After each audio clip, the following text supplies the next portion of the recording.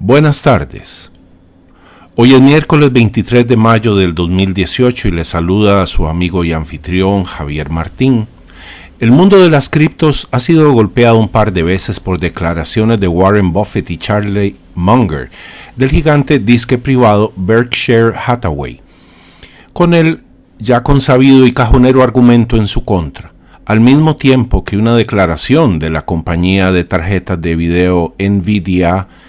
predijo una caída en la capacidad de minado del sistema. Sin embargo, fue de nuevo el fideicomiso de la extinta casa de cambio japonesa Mt. Gox quien, al vender una enorme cantidad de Bitcoin en un solo movimiento, produjo una caída súbita de $1,000 en el precio del Bitcoin. Esto ocurrió la semana anterior y lo traigo a colación para poder explicar lo que está ocurriendo en esta semana. También con respecto a la semana anterior, en la acera de enfrente, la economía sigue dando claros signos de deterioro pese a la intensa campaña oficial que maneja el discurso de plena recuperación en manos de Trump. La guerra comercial con China ha tomado tonos variopintos que van desde el cierre técnico del gigante de las telecomunicaciones ZTE chino por el bloqueo de Estados Unidos de suplir componentes electrónicos vitales en sus productos, que son producidos por este país del norte. En medio de dicha guerra, Trump, con su característica forma de comunicación confusa adrede, recientemente declaró que ha puesto al Departamento de Comercio a desarrollar una estrategia para recuperar al gigante ZTE, ya que el citado cierre técnico produjo despidos en varias partes del mundo por 175,000 empleos más o menos. Por otro lado, la ya muy acelerada caída en el precio de los bonos del Tesoro estadounidense ha disparado una subida en su tasa de rendimiento, con lo cual la bolsa ha dejado de ser atractiva a los inversionistas en las últimas dos sesiones de la semana anterior, estimulando de esta manera una intensa inversión en el dólar y el crudo como valor refugio, con lo cual se han afectado negativamente las economías emergentes ante el peso que implica un aumento en el precio del crudo, como en el precio del dólar, aunado al aumento a su vez del peso del servicio de la deuda soberana de esas naciones. Efecto de esto solo ha sido la grave caída reciente de las divisas latinoamericanas a su nivel más bajo de la historia, en especial el peso argentino, el real brasileño y el peso colombiano, pero también el rand sudafricano ha sido profundamente impactado.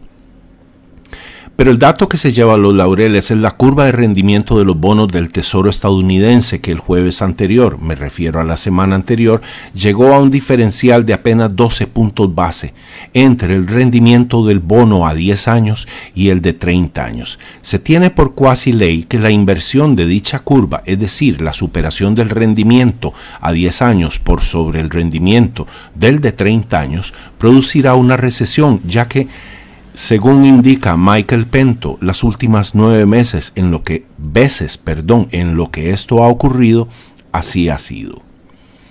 Como temas positivos en torno al avance inexorable de la tecnología del Bitcoin, tenemos el comentario de Steve Wozniak, cofundador de Apple, quien recientemente acotó que dicha tecnología alcanzará el cenit de su desarrollo en 10 años. También el estado de Florida se une al de Arizona en cuanto a la recepción oficial de criptos como forma de pago de los impuestos, aunado a la carrera febril entre las dos líneas navieras más grandes del mundo, Marx y Hyundai, por implementar, utilizando la tecnología de la cadena de bloques, un proceso de importación y exportación globales sin papeleo alguno. En síntesis, pese a los muchos ataques y dinámicas altamente distorsionadas del actual mercado global en el que viven inmersas las criptos, sigue siendo la cifra de $6,000 el soporte técnico del Bitcoin, y de continuar el proceso de elevación de los intereses sin vislumbrarse actualmente opción distinta alguna a este proceso, entraremos pronto en recesión tras la inversión de la curva de los bonos, con lo cual saltarán por los aires las hipotecas en el mundo entero ante la subida de dichos intereses, con lo cual caerán aún más las divisas. y esta vez acompañadas por el reinicio de la caída del dólar ante la toma de conciencia del mercado de que este es, en última instancia, un falso valor refugio. Veremos entonces el precio de los metales preciosos dispararse al alza con intensidad y sin freno junto al Bitcoin. Ya en cuanto a lo que está ocurriendo esta semana, tenemos al presente un nuevo ataque por parte del gobierno de China contra las criptos y un impuesto aplicado por el gobierno de India que botaron en conjunto de nuevo el precio del Bitcoin y consecuentemente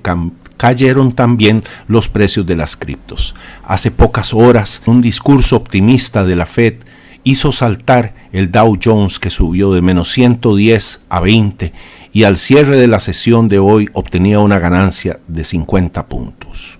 El dólar se conduce erráticamente al calor de una compra masiva de bonos del Tesoro por parte del equipo anticaída de Wall Street, que lograron con esto subir un punto base el diferencial de la tasa de rendimiento entre los bonos de 10 años y el de 30 años, que al presente muestra una diferencia de apenas 15 puntos base, con lo cual permanece incólume nuestro pronóstico de que la tendencia no se revertirá más y que en algún momento dentro de poco se declare irremediablemente una recesión, momento tras el cual veremos a las criptos avanzar con fuerza. El discurso de la Reserva Federal, es decir, la Fed, en unos meses atrás decía que subirían intereses al menos 3 veces este año, ya que la economía no hacía más que surgir y surgir. Y sin embargo, las minutas de la reunión de hoy indican que de nuevo no subieron los intereses. Otra vez cae así de nuevo la credibilidad de este organismo, ya de por sí por los suelos, y es que no pueden subir intereses porque la economía no lo aguanta y punto. Es por esto que la Fed se ha convertido en un ente que miente sistemáticamente para mantener viva una esperanza espuria de crecimiento económico que contrasta con la velocidad del dinero actual, que sigue siendo la más baja de la historia. Hoy el Dow Jones presentaba una caída de 160 puntos en su nivel más bajo y apenas la Fed abrió la boca, el Dow Jones se recuperó milagrosamente pasando a territorio positivo y cerró con una ganancia de 50 puntos más o menos. Lo inquietante de toda esta situación también se trasluce cuando se considera que el 85% de las transacciones en bolsa pertenecen exclusivamente a los algoritmos de transacciones de alta frecuencia. Debido a esto, el mercado no colapsa, ya que en el fondo el mercado actualmente no es sino un conjunto de robots que pujan y venden millones de transacciones por segundo, y en última instancia lo que tenemos no es ya un mercado,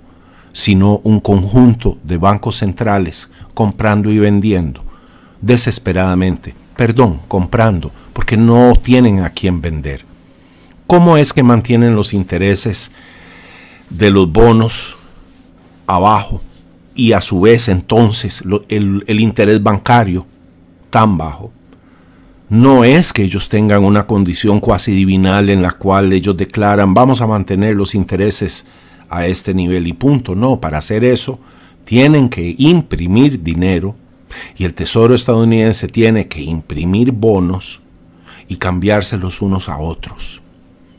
Y así entra más dinero nacido del aire y con intereses sumamente bajos